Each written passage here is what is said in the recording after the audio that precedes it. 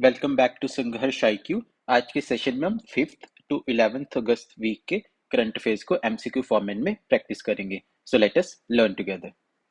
First is PR Srijesh and Dash to be flag bearers for India at Paris Olympics 2024 closing ceremony. अब सबको पता होगा Paris Olympics चल रहा है इस टाइम पे 26 जुलाई टू 11 अगस्त तक। सो आज लास्ट डे है पेरिस ओलंपिक्स का। एंड हमारे जो फ्लैग बीयरर्स होंगे फॉर क्लोजिंग सेरेमनी वो होंगे PR Srijesh and Manu Bhaker.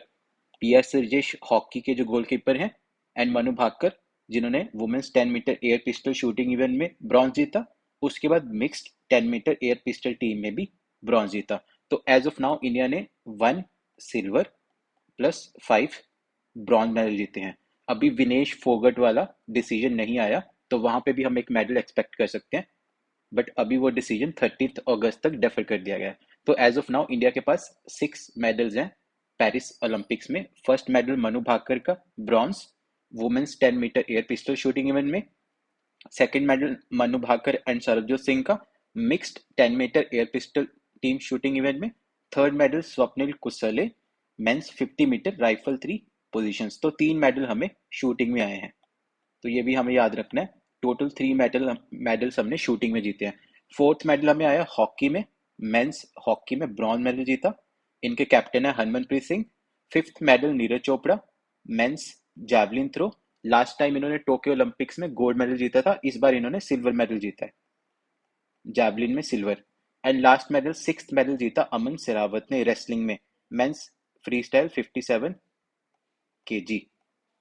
Mains freestyle 57 kg में इन्होंने रेसलिंग में ब्रॉन्ज मेडल जीता।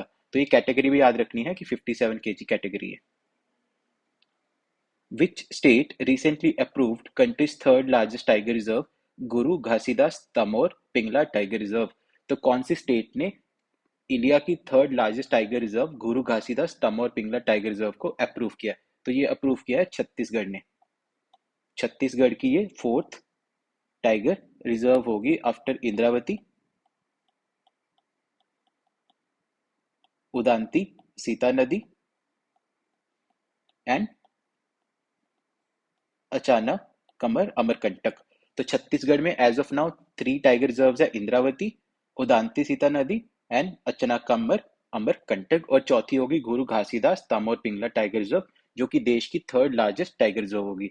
तो हमारे इंडिया में सबसे लार्जेस्ट टाइगर रिजर्व इस टाइम पे है नागार्जुन श्रीशैलम।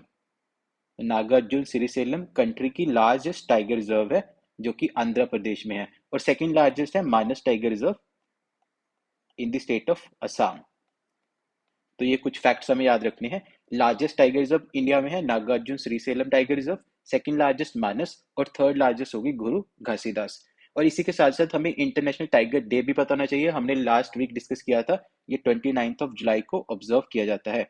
29 जुलाई 2010 को ये पहली बार ऑब्जर्व किया जाता था। और इसी के साथ साथ हमें इंडिया से रिलेटेड कुछ फैक्ट भी याद रखने हैं। इंडिया में टोटल 3682 टाइगर्स हैं। 3682 टाइगर्स, ये फिगर एग्जैक्टली याद रखनी है। हमें एग्जैक्टली क्वेश्चन आएगा कि इंडिया में टोटल कितने टाइगर्स हैं। तो as per latest tiger census India में 3682 टाइगर्स हैं और टोटल ऑफ टाइगर रिजर्व्स हैं 54। अब 55 हो जाएंगी with the inclusion of Guru Ghasidas tiger reserve. तो ये दोनों फैक्ट भी हमें याद रखने। Reserve Bank of India has increased the UPI payment limit for tax payments from rupees 1 lakh to। Reserve Bank of India ने यूपीआई पेमेंट लिमिट को increase किया है टैक्स पेमेंट्स के लिए from 1 lakh to rupees 5 lakh. तो पहले 1 लाख तक की लिमिट थी, अब उसको 5 लाख कर दिया गया है। तो आरबीआई की बात करें, आरबीआई एस्टेब्लिश हुआ था 1935 में और इनके गवर्नर भी याद रखने हैं डॉक्टर शक्तिकांत दास, और इसका हेडक्वार्टर है मुंबई में। तो ये 3 फैक्ट याद रखने हैं। आरबीआई एस्टेब्लिश कब हुआ था? 1935 में। इनके गवर्नर है डॉक्टर शक्तिकांत दास एंड इसका हेडक्वार्टर है मुंबई में। और यूपीआई की फुल फॉर्म भी याद रखनी है। यूपीआई की फुल फॉर्म है यूनिफाइड पेमेंट्स इंटरफेस। तो फुल फॉर्म पूछी जा सकती है यूपीआई की, क्या है? Unified payments interface. Who has been chosen by the IOA Indian Olympic Association for the case related to the disqualification of Vinesh Fogart before the Court of Arbitration for sport. तो हमें पता है विनेश फोगट ने wrestling 50 KG category में compete किया था और ये फाइनल के लिए सेलेक्ट हो गई थी, बट इनका वेट 100 ग्राम ज्यादा पाया गया फाइनल से पहले, जिसके लिए इनको डिस्क्वालीफाई किया गया और कोई भी मेडल नहीं दिया गया।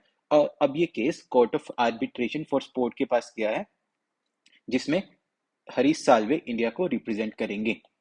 हरीश साल्वे इंडिया को रिप्रेजेंट करेंगे यहाँ पे कोर्ट ऑफ आर्बिट्रेशन, ताकि विनेश फोगट को एटलीस्ट सिल्वर मेडल मिल सके। तो जो इनका वेट था 50 केजी कैटेगरी थी, सेमीफाइनल तक तो इनका वेट बिल्कुल सही आया था, बट फाइनल से कुछ देर पहले इनका वेट 100 ग्राम ज्यादा पाया गया, जिस वजह से इनको डिस्क्वालीफाई कर दिया गया था। In which two states has the central government recently established new peacock sanctuaries? तो कौन सी दो स्टेट्स में गवर्नमेंट ऑफ इंडिया ने एस्टैब्लिश की हैं दो नई पीकॉक सेंचुरीज? ये है कर्नाटका एंड केरल। कर्नाटका में आदि चुनचुनगिरी एंड केरला में चूलानौर। तो ये दोनों पीकॉक सेंचुरी याद रखने हैं। आपको सेपरेटली पूछा जा सकता है कि आदि चुनचुनगिरी कहाँ है एंड चूलानूर कहाँ है। तो दोनों पीकॉक सेंचुरीज एक कर्नाटका में है, एक केरल में है। Who is set to take charge from August 30 as the next cabinet secretary of India? तो इंडिया के नेक्स्ट कैबिनेट सेक्रेटरी होने वाले हैं टीवी सोमनाथन, जो कि अगस्त 30 से चार्ज लेंगे। एज ऑफ नाउ ये फाइनेंस सेक्रेटरी हैं इंडिया के। एज ऑफ नाउ ये फाइनेंस सेक्रेटरी हैं। और ये किसको टेक ओवर करेंगे? ये टेक ओवर करेंगे राजीव गौबा को। तो Rajiv Gauba as of now हमारे करंट कैबिनेट सेक्रेटरी है, उनको टेक ओवर करेंगे अगस्त 30 से। Next is Harish Dudhani. तो हरीश दुधानी को अपॉइंट किया गया है as member of central electricity regulatory commission. तो ये भी याद रखना है, हरीश दुधानी को सेंट्रल इलेक्ट्रिसिटी रेगुलेटरी कमीशन का मेंबर अपॉइंट किया गया। देन सी एस सेट्टी को chairman of the State Bank of India, ये चार्ज लेंगे अगस्त 28 से। तो 28 अगस्त ये चार्ज लेंगे एसबीआई का, स्टेट बैंक ऑफ इंडिया का। और एज ऑफ नाउ एसबीआई के चेयरमैन है दिनेश कुमार खरा। एज ऑफ नाउ एसबीआई के चेयरमैन है दिनेश कुमार खरा, और इनको टेक ओवर करेंगे अगस्त 28 को। And last is Pravina Rai, जो कि अपॉइंट हुई हैं as the MD and CEO of the multi commodity exchange, India's largest commodity exchange. Who recently assumed charge as Assam Rifles Director General? तो असम राइफल्स एक पैरामिलिट्री फोर्स है, उनके डायरेक्टर जनरल रिसेंटली हुए हैं विकास लखेरा। तो विकास लखेरा ने रिसेंटली प्रभार संभाला है असम राइफल्स के डायरेक्टर जनरल का। इसी के साथ साथ हमें दलजीत सिंह चौधरी का भी पता होना चाहिए, जिन्होंने एडिशनल चार्ज लिया है बॉर्डर सिक्योरिटी फोर्स का। सो दलजीत सिंह चौधरी डायरेक्टर जनरल हैं एसएसबी के, सशस्त्र सीमा बल के, बट इनको एडिशनल चार्ज मिला है director general border security force, जिसको हम बीएसएफ बोलते हैं। इसी के साथ साथ हमें अनीश दयाल सिंह, जो इस ऑप्शन में है, वो सीआरपीएफ के डीजी ये ऑलरेडी सीआरपीएफ के डायरेक्टर जनरल है। अनीश दयाल सिंह सीआरपीएफ के डायरेक्टर जनरल है। तो ये तीनों हमें याद रखने names. Which state government introduced the state's first grain ATM, a new technology designed to improve food distribution under the National Food Security Program? तो कौन सी गवर्नमेंट ने स्टेट का फर्स्ट ग्रेन एटीएम लॉन्च किया है? तो ये लॉन्च किया है ओडिशा ने। तो ओडिशा ने इंट्रोड्यूस किया स्टेट का first grain ATM under the national food security programme. ये रहा food ATM. Mpox, also known as monkeypox, recently seen in the news, is caused by which pathogen? तो monkeypox recently न्यूज में रहा है African country में, और एक किस पैथोजन से होता है? ये होता है वायरस। सो monkeypox हमें याद रखना है, ये एक वायरस है। और recently WHO world health organisation, जिसका हेडक्वार्टर जिनीवा स्विट्जरलैंड में है, इन्होंने एमरजेंसी मीटिंग की थी to address the surge in monkeypox cases particular in Congo. तो अफ्रीकन कंट्री है कॉन्गो, यहाँ पे है, जहाँ पे 10% डेथ रेट है। तो हम देख सकते हैं कितनी घातक ये बीमारी है। 10% इसका डेथ रेट है, और बाकी कुछ नाइजीरिया, कैमरून, इन कंट्रीज में भी, अफ्रीकन कंट्रीज में भी इसका कहर है। तो एमपॉक्स एक वायरल जूनोटिक डिसीज है रिलेटेड टू स्मॉल पॉक्स, जो कि फर्स्ट 1970 में आइडेंटिफाई हुई थी in the democratic Republic of Congo. तो ये भी क्वेश्चन पूछा जा सकता है कि एमपॉक्स कौन सा पैथोजन है? ये वायरस है, और ये स्पेशली कहाँ हुआ है, इसके केसेस बड़े हैं डेमोक्रेटिक रिपब्लिक ऑफ कॉन्गो में, और इसका डेथ रेट बहुत ज्यादा हाई है, 10% तक इसका डेथ रेट है। Which day is celebrated as national handloom day every year? So कौन सा दिन नेशनल हैंडलूम डे सेलिब्रेट किया जाता है? सो दिस इज 7 अगस्त। तो 7 अगस्त को नेशनल हैंडलूम डे सेलिब्रेट किया जाता है to honour India's handloom heritage and sports artisans. 2015 में लॉन्च हुआ था to mark the swadeshi movement centenary. तो स्वदेशी मूवमेंट 7 अगस्त 1905 ब्रिटिशर्स के खिलाफ हमने लॉन्च किया था to promote indigenous crafts and empower weavers. तो स्वदेशी मूवमेंट याद रखना है, 7 अगस्त 1905 में लॉन्च हुआ था बाय अगेंस्ट ब्रिटिशर्स, और उसी को सेलिब्रेट करने के लिए हम 7 अगस्त को ये डे ऑब्जर्व करते हैं, national handloom day. The 2024 theme focuses on integrating technology and innovation to expand market access and enhance skill development for artisans.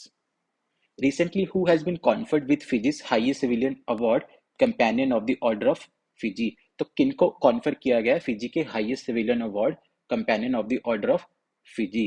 तो रिसेंटली हमारे राष्ट्रपति Shrimati Droupadi Murmu Fiji, New Zealand and Timor Leste, in 3 countries की state visit पे गए थे, और वहां पे फिजी में इनको ये अवार्ड मिला। Recently, which state has become the first in country to implement a disaster risk transfer parametric insurance solution? तो कौन सी स्टेट गवर्नमेंट ने फर्स्ट टाइम ये इंप्लीमेंट किया disaster risk transfer parametric insurance solution? ये लॉन्च किया नागालैंड ने। ये रहे नागालैंड के CM.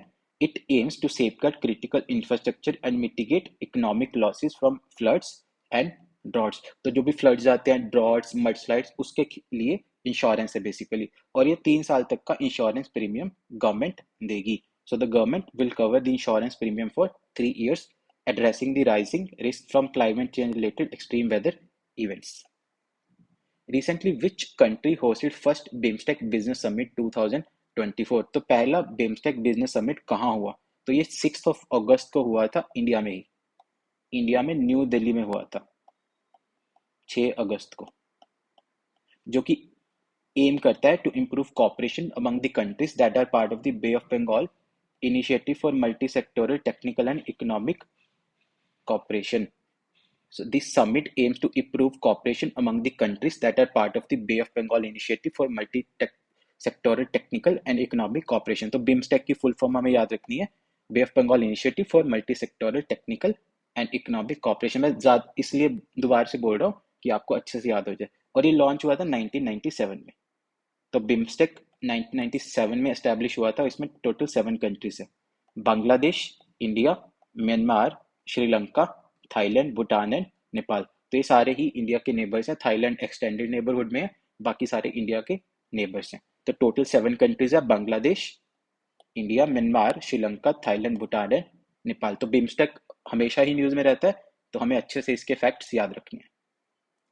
Who has been recently honored with राष्ट्रीय Vigyan Ratna Puraskar award 2024? So recently ये अवार्ड्स अनाउंस हुए थे, और ये विज्ञान रत्न का अवार्ड मिला doctor Govind Rajan Padmanabhan for biochemistry. Doctor Govind Rajan Padmanabhan को मिला है in the field of biochemistry. Total 33 awards मिले हैं इसमें, ऑन जो कि अगस्त 23 को दिए जाएंगे, जब नेशनल स्पेस डे भी ऑब्जर्व किया जाता है।